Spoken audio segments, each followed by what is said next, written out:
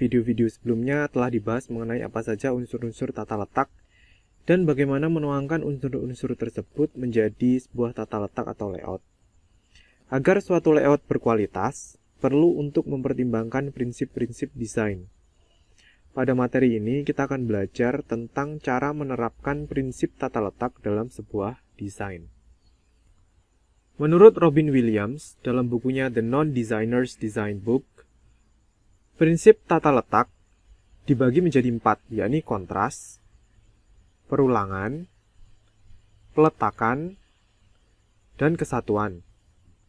Sedangkan menurut Tom Lindsay, dalam bukunya yang berjudul Design Principle for Desktop Publishing, prinsip tata letak dibagi menjadi 5. Yang pertama proporsi, kedua keseimbangan, yang ketiga kontras, yang keempat irama, dan yang kelima kesatuan.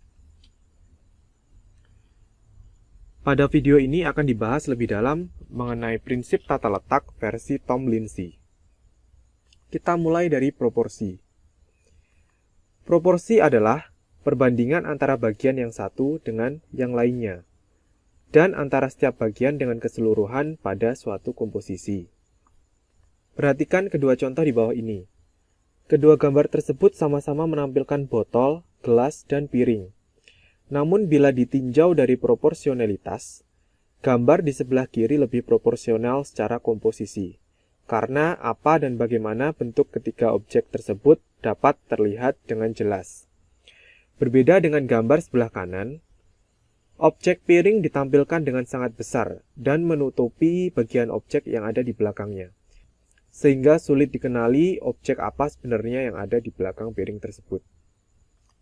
Begitu juga dengan contoh orang pada gambar kedua.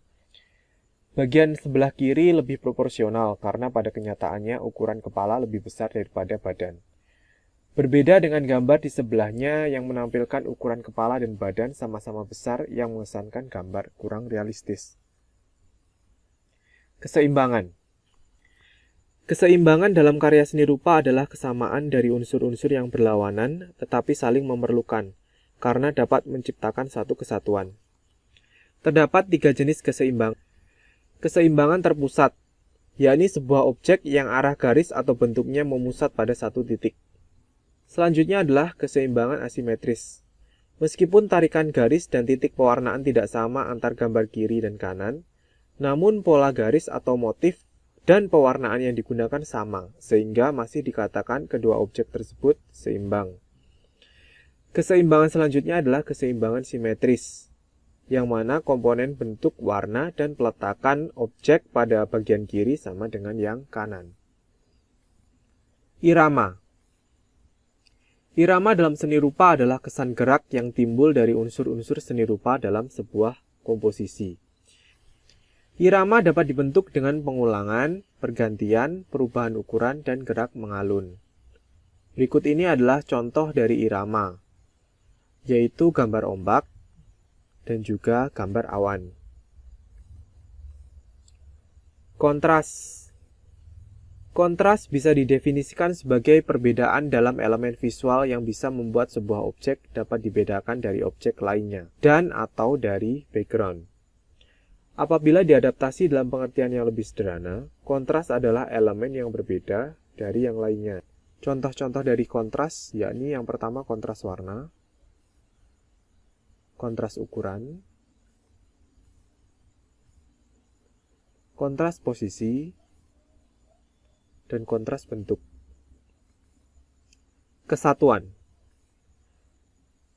Setiap karya seni rupa dibentuk oleh unsur-unsurnya tidak tampil secara terpisah-pisah, melainkan harus saling berhubungan dan membentuk satu kesatuan yang utuh, bermakna, dan harmonis. Gambar di bawah ini satu kesatuan. Temanya adalah buah-buahan, walaupun terdapat piring dan botol, namun masih nyambung.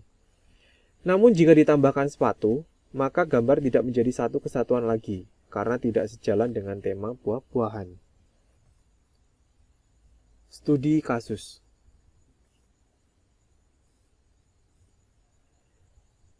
Berikut ini adalah gambar kartu ucapan Hari Raya Idul Fitri. Kita akan coba membreakdown satu persatu prinsip-prinsip tata letak yang digunakan.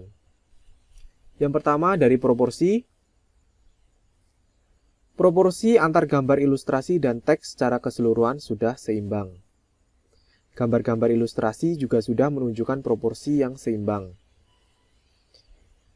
Namun proporsi antar teks, yakni pada bagian Idul Fitri, ditulis lebih kecil dari teks yang lain sehingga tulisan tersebut tidak terbaca dengan baik.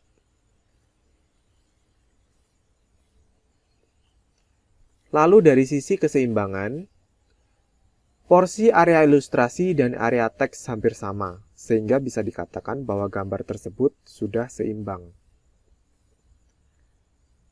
Aspek berikutnya adalah irama. Irama pada gambar ditunjukkan pada kalimat "maafkanlah lahir maupun batin", yang ditampilkan dalam bentuk gelombang. Mata pembaca dipaksa bergerak mengikuti bentuk irama atau gelombang tersebut ketika membaca teks. Kontras. Yang pertama dari sisi kontras warna. Teks Idul Fitri berwarna hitam, sementara background di belakangnya berwarna gelap, sehingga teks tersebut sulit dibaca. Kontras posisi dan kontras ukuran sudah sama seperti pada aspek proporsional.